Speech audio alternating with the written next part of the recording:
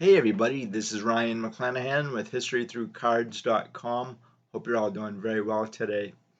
I was doing a video on Cleo Hill the other day, and he's got a really interesting story. And the name Bones McKinney kept on popping up, and Chris from Stories and Cardboard told me to go investigate. At the time that Cleo Hill was playing hoops in college, Bones McKinney was a coach. But I know him from the 1948 Bowman Basketball set, and I've really only had two of these cards, and now I have one because I sold one to go to college. And so the one that I have here today is not Bones McKinney, but it is Red Holtzman. And it's a really nice card. I've had this thing forever and a day. I got it at auction. I think I paid way too much for it. I think $115 back in '04. And I think you guys can actually do a lot better than I did. But at the time, I was like, Red Holtzman, he's awesome. I'll grab that. Thank you very much. And I don't regret the purchase because Red Holtzman is such a great coach and a basketball player that he's in the Hall of Fame as a coach, I'm pretty sure. And he was, I think, maybe an average basketball player. However, I'll show you the back of these cards too, just in case you haven't seen one.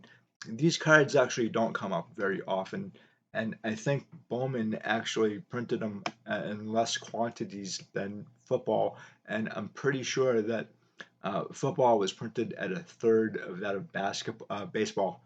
They don't really have a lot of statistics for these, how many cards were actually printed, but you can actually find out how many cards were graded, and that'll kind of give you a summation of how many cards the company actually would produce or what still exists.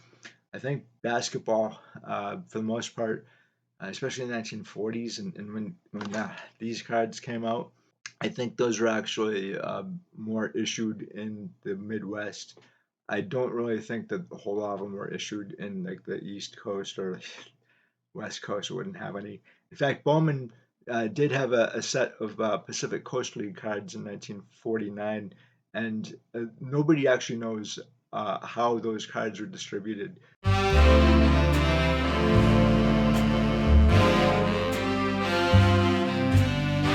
Because no one's ever seen a pack of 1949 Bowman PCL. I don't have any in my collection. I wish I did.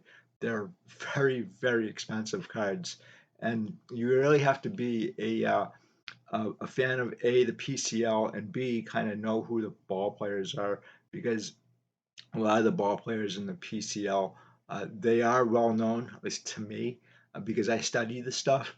But if you don't study the players, you're not going to know who's good and who isn't from the time and the era. And just looking at the 1948 Bowman basketball set, there's a lot of players there that are going to be really unfamiliar to the average person. And I don't blame the average collector if they don't know who any of these guys are. You really need to study the set, the history of the NBA, and the players themselves to kind of get a general feeling of what the NBA was like back in the 1940s and early 1950s. It's a very much slower game than we're used to today. It wasn't fast paced at all. You had no shot clock and no 3-point line. But from what I've heard, the average game was about 114 points, right? So that's still kind of in line to what it was in like the 1960s. Probably one of the worst decades from what I've heard in the NBA was the 1970s. I find that very hard to believe. I do know that the NBA in the 1970s was a very physical and rough game. Same with the 1980s as well. And I played basketball in high school for 4 years as a guard, and I know how physical it can be. I stopped watching basketball after Michael Jordan retired. I was like, there's no need now to watch basketball. It's boring. And if you were watching a game in the 1940s, you might think it's boring too.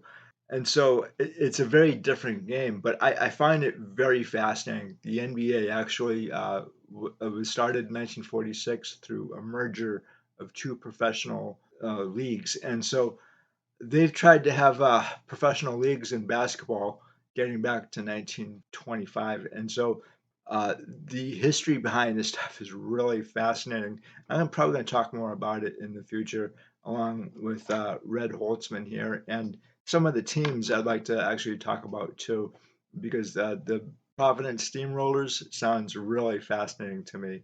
And same with the Washington Bullets and a few others. In this one, though, I want to tell you a little bit about Bones McKinney because I think he's got a really, really fascinating career and life. And here we go. This is from Greensboro.com.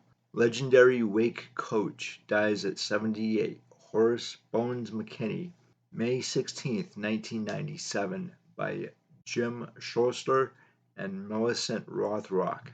Former Wake Forest basketball coach and ACC television personality Horace Bones McKinney died Friday at the Wake Medical Rehab Center in Raleigh, where he had been undergoing treatment for a stroke he suffered May 2nd. He was 78.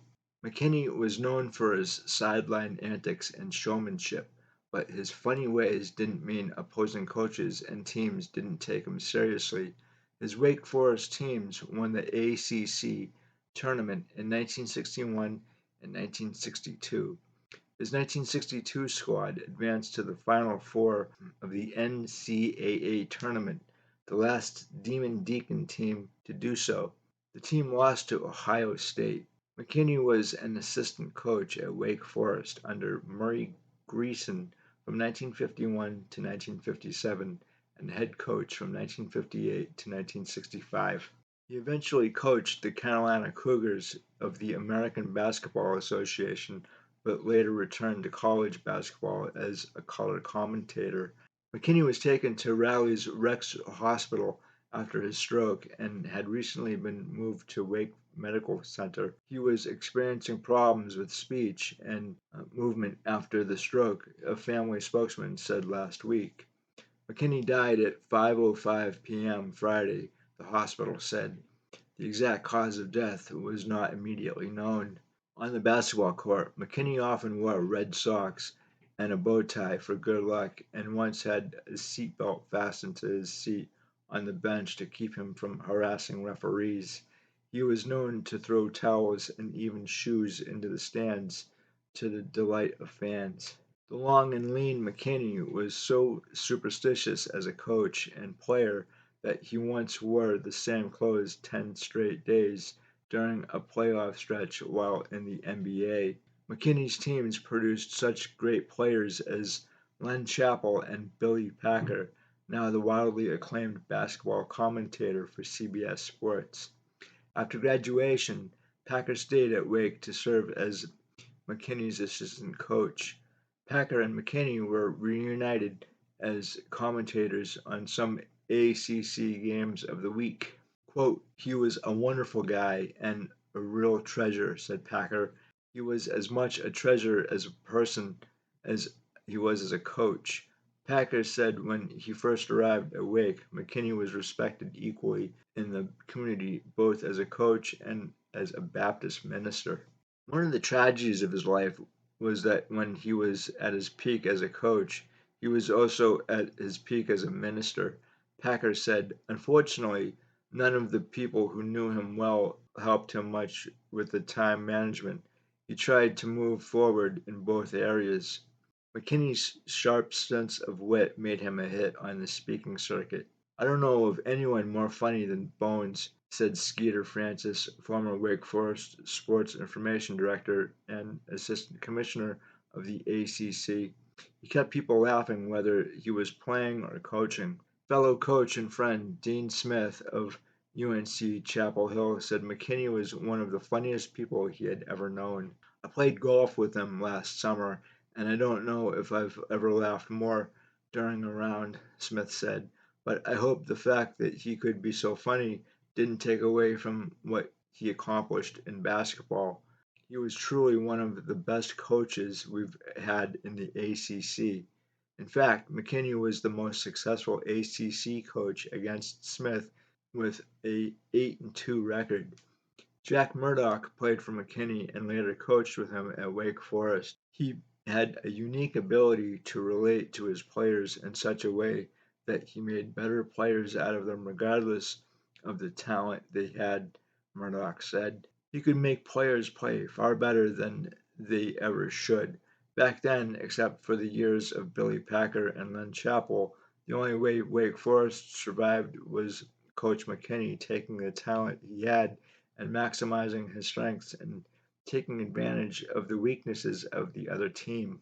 McKinney went to Wake Forest to attend seminary, but officials soon asked him to coach. He had played high school basketball in Durham for one of the best teams in the state. He coached at a time when coaches were less animated and at courtside than they are today. McKinney stood out. Not only was he funny during games, but in the locker room as well. He once put game film in the projector backwards. What? Jesus, I almost shut that over again. Oh my God. Not only was he funny during games, but in the locker room as well. He once put film in the projector backward. His solution was for the players to watch it looking into a mirror. Stories about his irrepressible personality abound. I remember when we played in the Kentucky Invitational one year in Lexington, Skeeter Francis said, in those days the benches were at the end of the court, not the sides like they are today.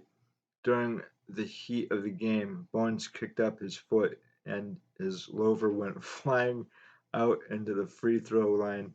The game action was at the other end of the court, so Bones went out to recover his loafer. He bent over and his ballpoint pen fell out of his shirt pocket. Later, I had asked him what he would have done if the other team had come racing down court on a fast break. He said, I would have taken a defensive stance. McKinney could crack up an audience at banquets or while shouting sermons from a pulpit. One of his favorite stories was about the time he umpired Little League Baseball in Durham. When he called a strike on a 10-year-old batter, the youngster stepped out of the batter's box and began protesting. If you don't back up there and bat, I'll bite your head off, the menacing McKinney said, looking down at the boy. You do it, the kid said, and I'll have more brains in your guts than you'll have in your head. As a coach and minister, McKinney said in an interview 3 years ago, sometimes I would get my professions mixed up and I would find myself coaching my congregation and preaching to my players. I could get both groups pretty riled up when I needed to. We didn't hesitate to pray for Wake victories. I would always end up praying, but saying, Lord, if it be thy will, please help us win this ball game. During my first 2 years of coaching, I know of about 30 times it was not his will. So I changed my game plan, and one night when it came time to pray, I just laid it on the line. Lord, I pleaded, help us win this ball game. That's what we have worked so hard for, and that's what we want with the deepest lungs of our hearts. McKinney may have pioneered the coaching philosophy of complaining to the refs about calls early in the game so they would feel guilty about making a call later that might hurt his team. With Bones, it was beg early and get a break later, referee Charlie Ekman once said. Although he's usually associated with Wake Forest, McKinney probably is the only person in history to have played basketball for both NC State and UNC Chapel Hill. He played at State in 1942, then went off to World War II, then enrolled at UNC Chapel Hill. He led the White Phantoms, as the Tar Heels were often called back then, to the championship game of the NCAA tournament in 1946, losing to Oklahoma State. He later played for legendary coach Red Auerbach of the old Washington Capitals and the Boston Celtics. Auerbach signed McKinney to a $7,000 a year contract to play for the Capitals. It happened to be in the toilet of the Blackstone Hotel on 17th Street, McKinney recalled years later about the signing ceremony. Joking aside, McKinney's friends and colleagues remember him as one of the best coaches the ACC is ever likely to see. Quote, this is a very sad time. He was a legend, said Len Chappell, All-American in 1961 and 1962, and McKinney's top player. he didn't coach that long, maybe 7 years, but what he did, he still remembered. There won't be another like him. High Point University basketball coach Jerry Steele was McKinney's first recruit at Wake Forest. He considered the coach to his second father. He and his wife opened the doors to me, Steele said. The private side of him was even more precious. He was the most caring, tender, loving person. Those who knew him on the personal side, what a loss. McKinney had been living in Willow Springs with his wife, Edna. They had been married 55 years. In addition to his wife, McKinney is also survived by 2 sons and 4 daughters: Albert, Kenneth, Katrina, Kay, Kitty, and Karen. Bones McKinney sounds like a really interesting coach and a great player, great person. In fact, I probably would have a cup of coffee with this guy or a beer or something just to hear his stories. Anyway, basketball in his day in the 1940s and early 1950s when he played was, again, a very different sport than it is today. And I always kind of say that I think that basketball was mainly a Midwestern sport that tried to have a professional league multiple times, and it just didn't stick for one reason or another. It kind of reminds me of early football, and we don't really know a lot of the players who played prior to like 1946. There's some names, but Joe Lobchek comes to mind. In fact, Nat Holman, but those guys have cards, and so a lot of the players in the early NBA, they don't have cards, and card sets are very few and far between. There's the Bowman set from 1948, the 1957 top set. You have a few team sets from like the early 1950s. The Washington Capitals, I believe, have a team set from 1954. I think Gunther Beer, and so that set is actually quite rare, and I've seen a few of them. But then you also have the Scott's potato chips from 1951, and those are extremely rare and very very expensive too. So you don't really have a whole lot of cards being issued in basketball up until, oh geez, maybe the late 1960s. 1968, 69 or so. So that's one of the problems that basketball had. If you have a set that is reaching all of the four corners of the United States, that has either baseball or football or basketball, you're going to have more fans, right? Potentially the kids, right? But then the other thing too is that you have television as well. And basketball, the first televised basketball game was in 1940. And then we didn't see an NBA televised game until early 1965.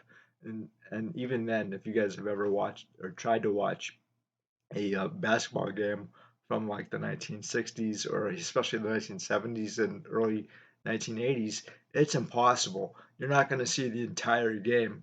The only like clips because well, basketball obviously had its problems in the 1970s and early 80s, and uh, there weren't enough fans, in fact, that wanted to watch basketball games, and so usually the stuff was on a tape delay or a time delay, or they just wouldn't play the game on your radio or your TV, and that was a huge problem. So I can remember a time when, and giving away my age here, but I can remember a time when I couldn't watch basketball on TV in the 1980s. That's how bad basketball was. And you guys can check out the stats for yourself, what was going on in the 1970s NBA. Just horrendous, absolutely horrible. And you really don't expect that because, when I collect these tops from like 1971, 72, and 73, some of my favorite basketball sets of all time, in fact. I'm looking at the players, and we all see these players as being legends. Obviously, Kareem Abdul-Jabbar and Oscar Robinson, Billy Cunningham, and all these guys who are playing in the ABA or the NBA. We see them as legends and they're Hall of Famers, but at the same time, basketball was so bad, nobody really wanted to see it. And uh, that's a real difficult pill to swallow because it's kind of mirroring what was going on in the 1930s and 1940s. Basketball has had its share of ups and downs and times when people just don't want to watch. And for me personally, I stopped watching basketball after Michael Jordan retired because I thought it was a boring sport. You have one player who retires and they alter the game itself forever. I'm not saying it actually altered forever after Michael Jordan retired, but it was completely different, and I thought it was really boring. The other innovation I thought that Michael Jordan really improved on was the jersey itself. If you guys haven't worn a jersey and shorts, prior to say I don't know 1985, uh, yeah, you'll definitely you'll definitely know there's a difference there. It's just I'm not going to explain exactly what, but the other thing too, I learned the hard way. Don't ever play basketball without a jock. I'm not going to go into any reasons there, but just don't do that. I learned a very valuable lesson. Anyway, guys, thank you so much for stopping by. I greatly appreciate it as always. I'm a nut tonight, man. I really am. Anyway, guys, let me know what you think about Bones McKinney and the early NBA. If you have any stories of these guys, I'd love to hear them. If you have any stories about the 1948 Bowman basketball, let me know. If you have any of these cards, I'd love to hear what you guys have in your collection. And as always, I really appreciate stopping by. Give a like and subscribe if you will, so I can have these videos spider out to the masses. And I will talk to you later. Have a good one. Bye.